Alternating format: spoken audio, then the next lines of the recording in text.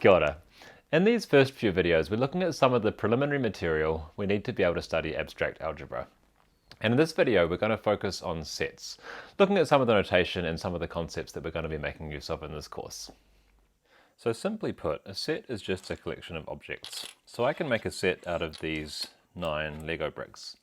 And if I want to write that down mathematically, then what I'd do is I'd just write some braces around it and then write these down as individual elements of my set. So let's just slot them in. So there aren't many rules that apply when you're specifying sets this way, but there is one thing that's worth pointing out. So here's my set. I'm just going to call it capital A. We usually use capital letters. So one thing I point out is that sets, the elements inside sets, they are unique. You don't have the same thing twice.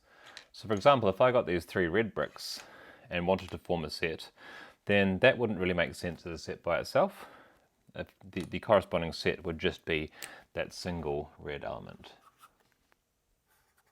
Okay, so set elements are unique, and the simplest way of specifying a set is just to write the elements down separated by commas inside braces. One other special set that we'll need to know about is the empty set, which is usually written as a phi, and that's just a set with no elements in it.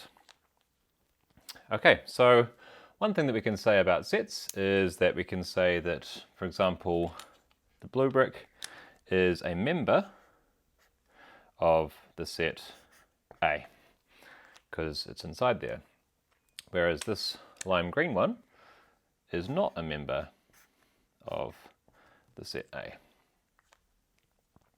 So that's the basic notation. Now there is another notation that we often use for sets, in fact probably more commonly than this way, which is called set builder notation. Let's just get these out of the way for a second. Okay, so set builder notation, instead of just listing the elements, it basically gives you a recipe for how to construct the set. So if I want to make a set of Lego pieces using set builder notation, I might write something like the set of all Lego bricks X such that, or subject to these conditions, and the condition I'm going to make is that X has 4 studs. So you can see I've got a variable here and I've got a condition here. So what I'd do is I'd basically get my collection of Lego bricks, I'd go through them all, and I'm only going to keep the ones that satisfy the condition. So in this case I can see that these ones have 8 studs, so let's get rid of those, and so my set would once again be these ones here. So that's called set builder notation. So let's look at an example using something slightly more mathematical. If you wanted to specify the set of 2 by 2 invertible real matrices, for example, you could write that using set builder notation as a variable. In this case, we've actually got 4 variables, A, B, C, and D. And then we need to place some conditions on them. So my first condition will be that they are real numbers. We'll get to what those are in a minute. And my second condition would be that the determinant of this matrix, AD minus BC, is non-zero. So I'd interpret this as saying, get all possible combinations of 4 real numbers, throw away any where the determinant is 0, and then collect those all together into a big, infinitely large set. Okay, so we're going to take a look at some set operations now. So we'll go back to our set of Lego bricks again. Now for all these examples, we're imagining we're working within what we might call a universal set of these 9 bricks. There aren't any others. So forget about the 2 by 4 ones for the moment. We're just going to call this set U. It's the set of all the Lego bricks that we care about right now. So the first thing we want to be able to do is to basically come up with some notation for subsets. So that's when I take basically a selection of these and collect them together into what we call a subset. So let's just go for, say, red, green, purple, and orange. So this set A here is a subset of my set U because it contains some of the elements.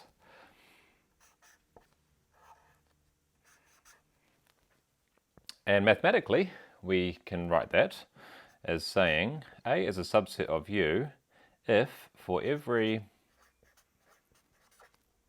element A in that subset A, it's also true that A is an element of U. So what that means is I go through these four things, I pick up the red one and say, yes, this is a member of A, it's also a member of U, therefore that's good. Likewise, these other three as well. So A is a subset. If it contained this thing here, I mean, this wouldn't really make sense with the way I'm drawing it, but that wouldn't be a subset because it's not part of our overall set. Now this diagram I'm drawing, where I'm representing my subsets as enclosed within something else, this is called a Venn diagram, and we're going to make use of this quite a bit. Now, a couple of other things that are worth pointing out with subsets. It is the case that A is a subset of itself. You can see with the definition for each element, I pick it up, and I'm asking, is it also inside itself? Clearly, yes, it is. Therefore, A is a subset of itself by definition.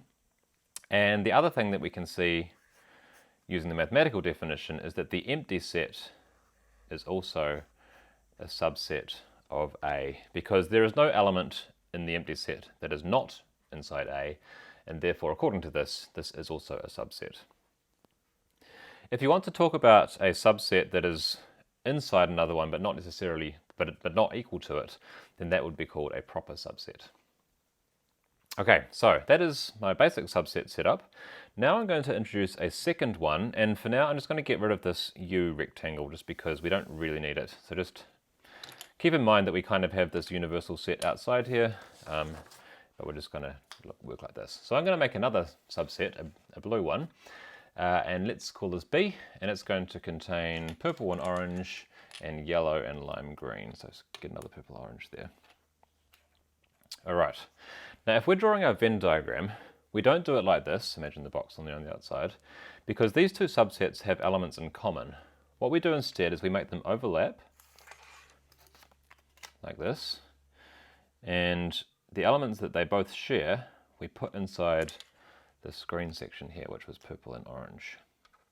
So you can see this still only describes the 9 colors that were in my universal or my set U overall.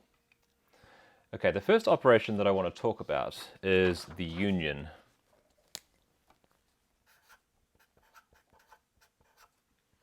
So the union of A and B, which you write as like a little U symbol, that's the set of everything that is in both of the subsets put together.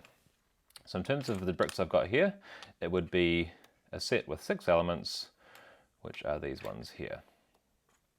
So it doesn't repeat the purple and the orange ones, it's just those 6 things. So mathematically, that equals the set of all x, where x is a member of A, or x is a member of B.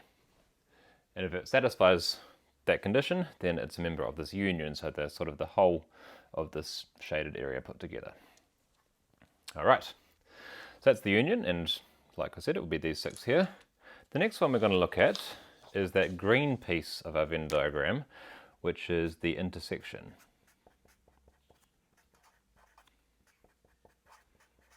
So the intersection of these 2 subsets, that's just the things that are in both of them at once, which in this case would just be those 2 elements, the purple and the orange one.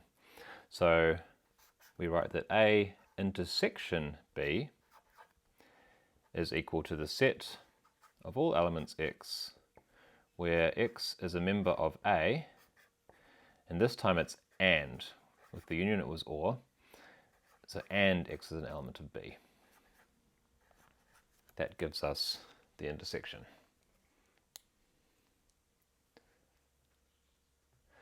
Right, the next one is just to do with one subset only, and it's called the complement.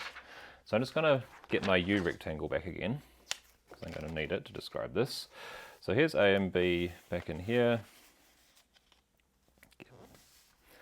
I'll get the whole thing set back up, and the complement of a subset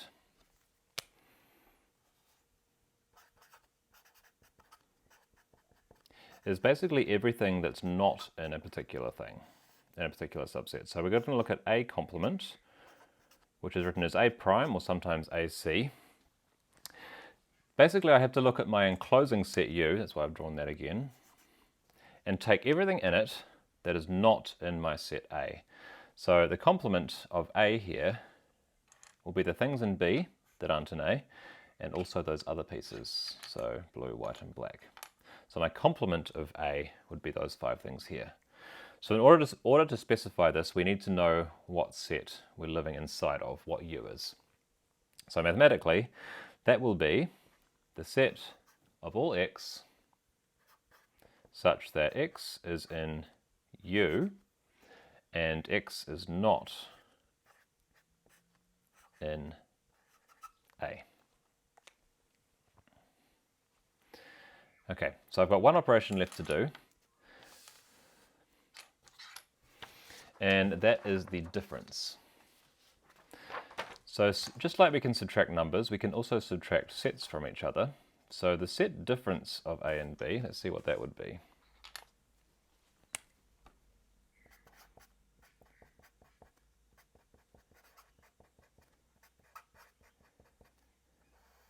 So rather than using minus, we use a backslash. So A minus B, or A set minus B if you like.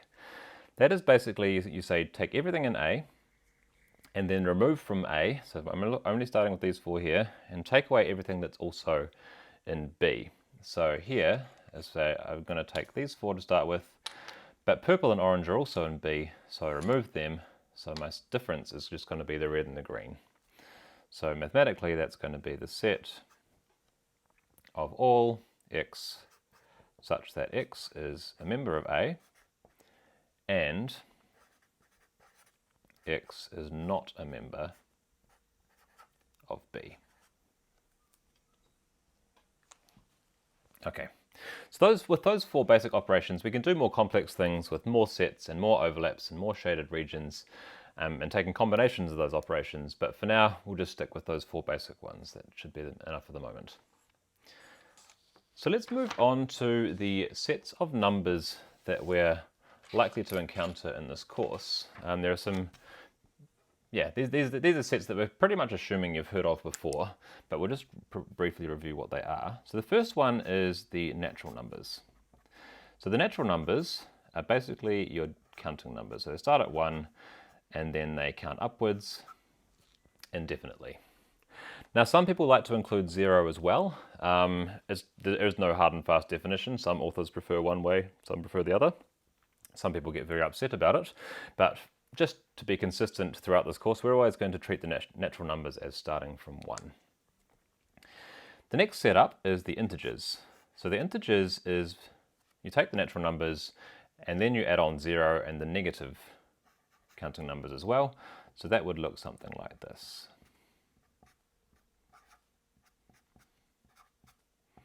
And we're going to work with them a whole lot.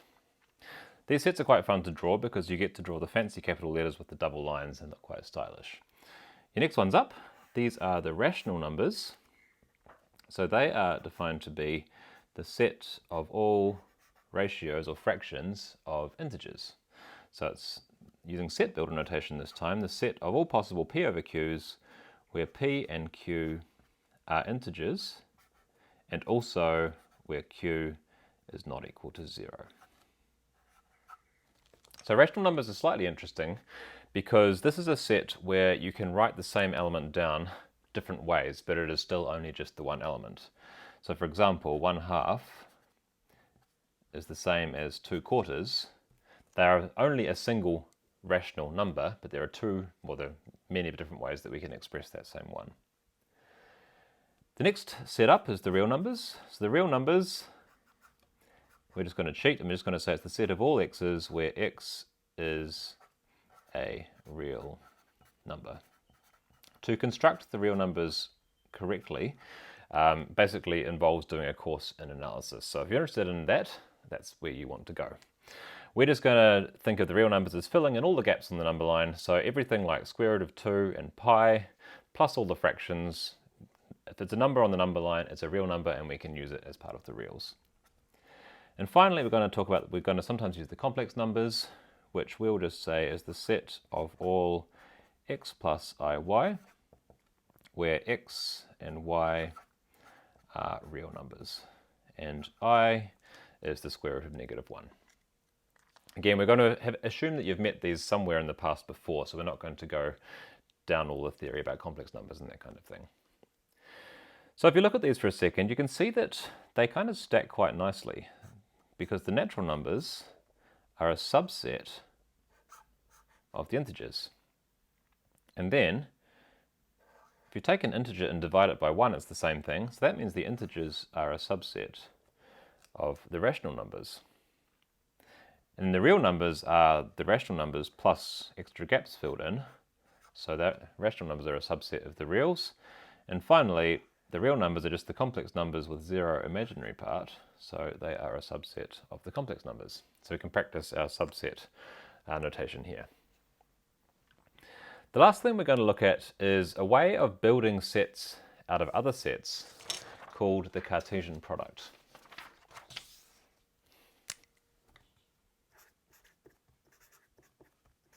So that's Cartesian, named after Descartes. So we're going to take the Cartesian product of two sets, A and B. So let's get our A and B circles back again. There they are. So I'm going to say that A is the set with red and blue in it, and B is red, blue, and orange. Now these are kind of separate, distinct sets. We're not treating this as a Venn diagram anymore. These are two separate things. And we're going to build a new set by just taking one member from A and one from B and then writing them down in order. So let's see if we can work out what all of these are. So I'll start with the red from A, and then I'll take the red from B. So this set of two things will be a member of the Cartesian product of these. Then we can go red, blue, and red, orange. And then we'll start with all the ones that start with blue. So we can have blue, red, we can have blue, blue, and then we can have blue, orange. Let's just space these out a wee bit. So the Cartesian product, which we write as a multiplication sign, so this will be A times B, would be the set of 6 elements here. A couple of things that are worth noting. You can have the same element twice here, because these are just pairs of things written in order. So we can have red, red, and blue, blue. They are fine. And also, red, blue, and blue, red are not the same thing, because the order, when you're taking a Cartesian product, matters. They're ordered pairs, they're ordered pairs in this case, of these two elements. So we can write down a mathematical definition for the Cartesian product. A times B, or A cross B, is given by the set of all ordered pairs, AB, where A comes from the first set A and B comes from the second set B. And the order is important, so we usually write them down in parentheses with commas in between. So for example, a common one that we might use would be the Cartesian product of the integers with itself, which is often written as Z2. So that would have elements that look like, for example, 0, 1, or -1, 3, or 10, -17, or 3, 1. Okay, so these might be coordinates on some axes or something like that. And in fact, you can generalize this. You don't have to use the integers. We could do it with 3. There's nothing says Cartesian products have to only have 2 terms. So we could take the Cartesian product of the real numbers with itself 3 times, which gives us R3. And that would have points like 0.1, 3, and pi, etc. And in fact, this is exactly the R3 that you've met before in linear algebra, previously probably. Okay, so we will basically be using these Cartesian products quite often in the background. It's not often we're going to focus on them, but when you see this notation, it just means we're taking one element from the first set, another element from the second set, and making a new set out of those by taking ordered pairs. Okay, thanks for joining me. Hopefully you've got a better idea of how sets work and the notation we're going to use. Enjoy the rest of your week and good luck with your studies. Ka kite anō.